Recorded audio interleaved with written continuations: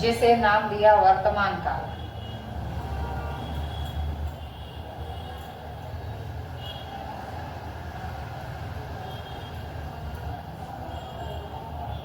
इसका समय है सन 1843 से अब तक। ठीक है बच्चों, तो आज हमने पढ़ा कि किस प्रकार आचार्य रामचंद्र शुक्ल ने हिंदी साहित्य के इतिहास को 4 कालों में बांटा। अब हम पढ़ेंगे आगे आदिकाल।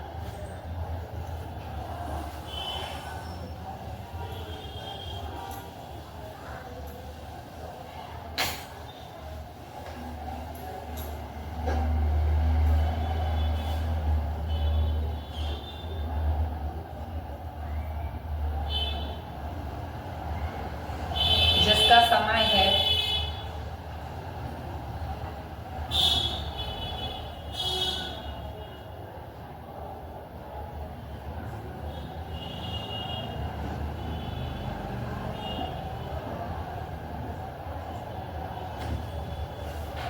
आदिकाल राजनैतिक उथल-पुथल से भरा हुआ युग था।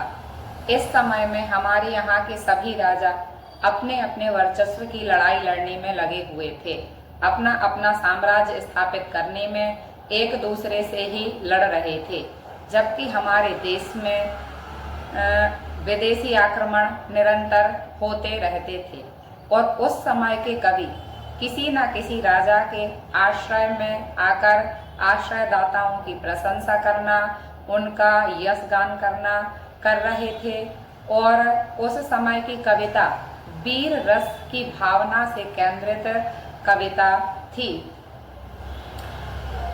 उस समय कवि वीरों की गाथाओं से संबंधित रचनाएं कर रहे थे, इसीलिए आदिकाल का एक नाम आता है वीर गाथा काल।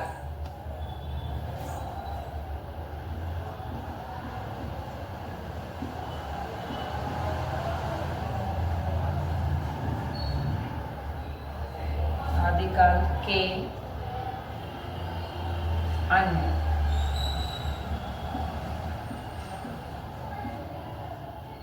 नाम, पहला है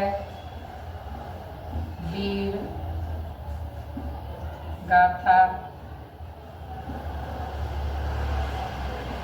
काल। उस समय चारण और भाट हुआ करते थे, जो कवियों राजाओं की प्रशंसा करते थे, उनका यशगान करते थे। तो इन्हीं के आधार पर आदिकाल का एक अन्य नाम आता है चारण काल।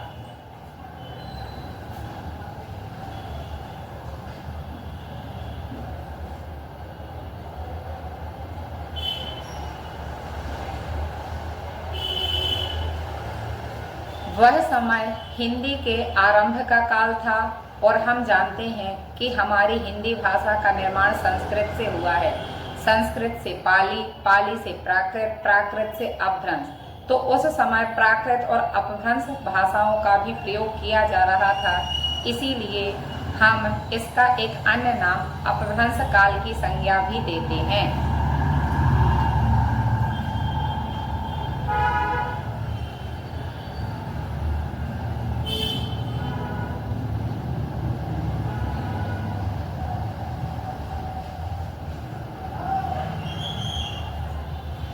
अब हम पढ़ेंगे आदिकाल की विशेषताएं, जो कि सभी 9th से 12th तक और अन्य प्रतियोगी परीक्षाओं में भी पूछी जाती हैं।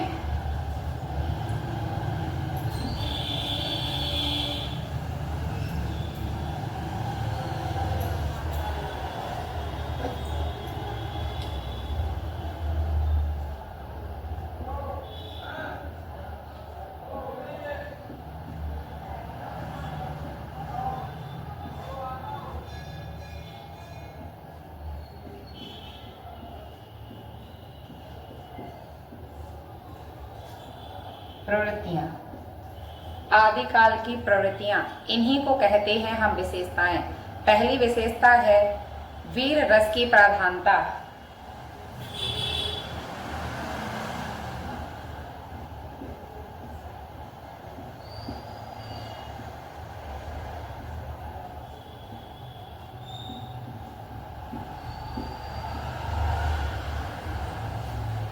चूंकि हमने देखा कि उस समय के कवि अपने अपने राजाओं के आश्रय में रहकर कविताएं करते थे और वीर भावना उस समय में केंद्र में थी, इसीलिए इस आधार पर इसकी एक प्रमुख विशेषता हो जाती है वीर रस की प्रधानता।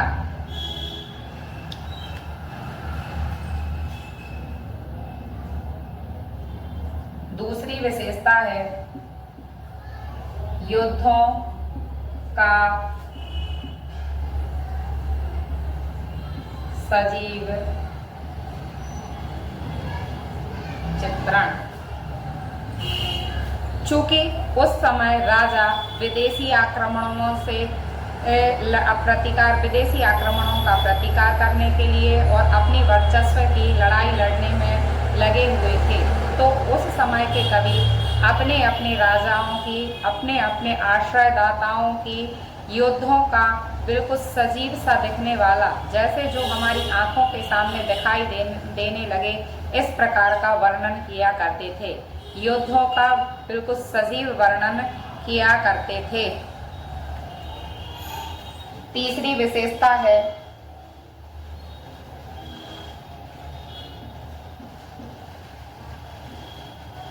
आश्रय दाता की प्रशंसा एवं उनका यश गान। इस समय के कवि अपने आश्रयदाताओं राजाओं की प्रशंसा करते थे एवं उनके गुणों का बखान करते थे। चौथी विशेषता है ऐतिहासिक घटनाओं का वर्णन।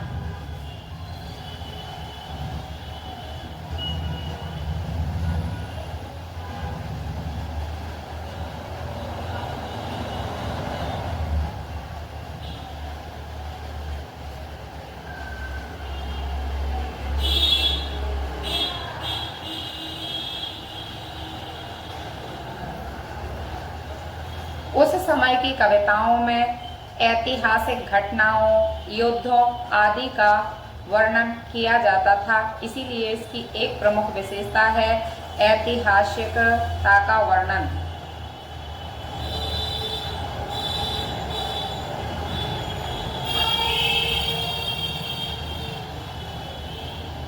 पांचवी विशेषता है इतिहास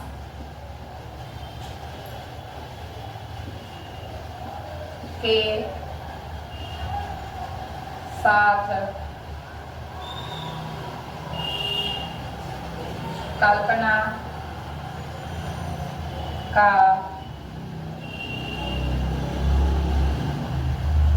प्रयोग।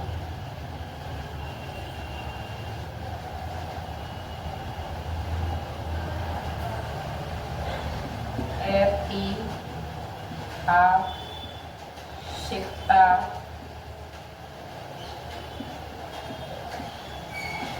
गौण। जब इतिहास के साथ कल्पना का प्रयोग होने लगा तो ऐतिहासिक तथ्यपरकता गौण हो गई। ठीक है, उस समय की विशेषताओं में आती है डिंगल पिंगल आदि भाषाओं का प्रयोग।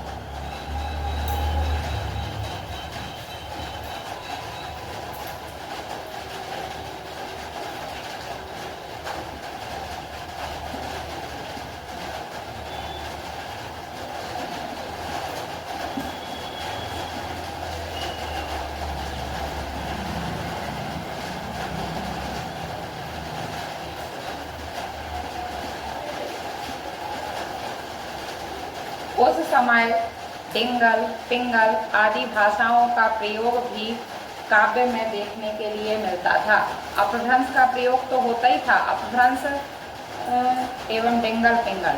डिंगल भाषा है अपभ्रंश के साथ राजस्थानी भाषा का प्रयोग, और पिंगल भाषा है अपभ्रंश के साथ ब्रज भाषा के प्रयोग से पिंगल भाषा बनती है। डिंगल, पिंगल एवं अपभ्रंश, इसको अपन दूसरे प्रकार से लिखेंगे। कैसे? अपभ्रंश एवं डिंगल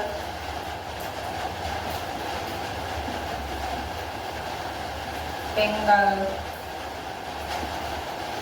भाषा का प्रयोग। तो इस समय अपभ्रंश का प्रयोग, तो अपभ्रंश का तो वर्चस्व ही था, उसी के साथ अपभ्रंश के साथ यदि अपन राजस्थानी भाषा को मिलाते हैं तो डिंगल भाषा का निर्माण होता है, और यदि अपभ्रंश के साथ अपन ब्रज भाषा का प्रयोग करते हैं तो पिंगल भाषा का निर्माण होता है।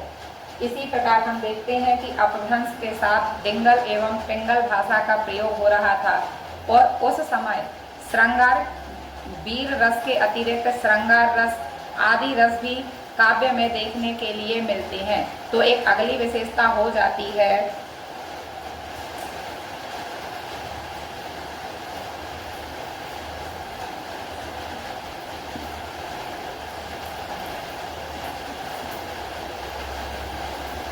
एवं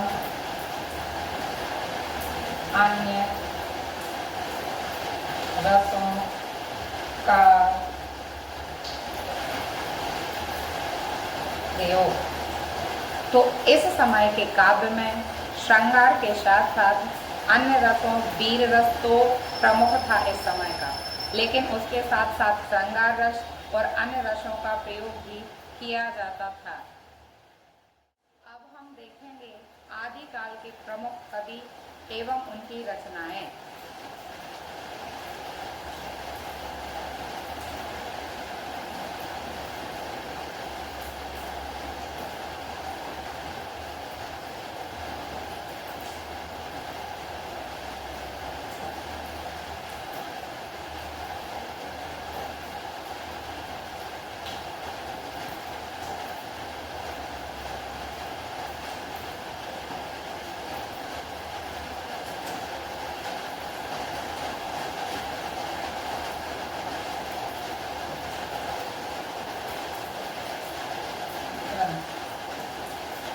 कवि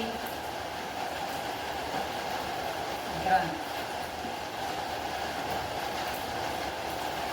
पहले हैं चंद्र वरदाई। इनका ग्रंथ है पृथ्वीराज रासो।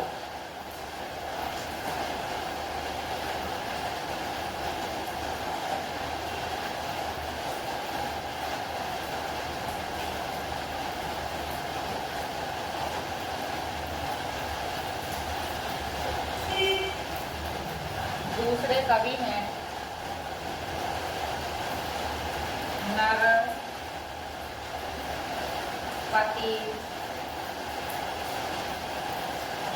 नाग।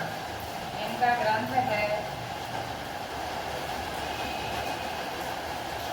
बीसलदेव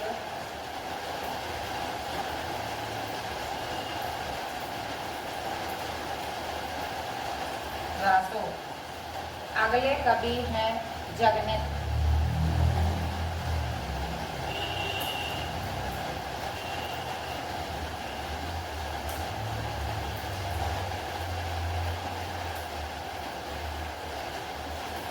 इनका ग्रंथ है परमाल रासो, जिसे एक और अन्य नाम आलाकंड से भी जाना जाता है।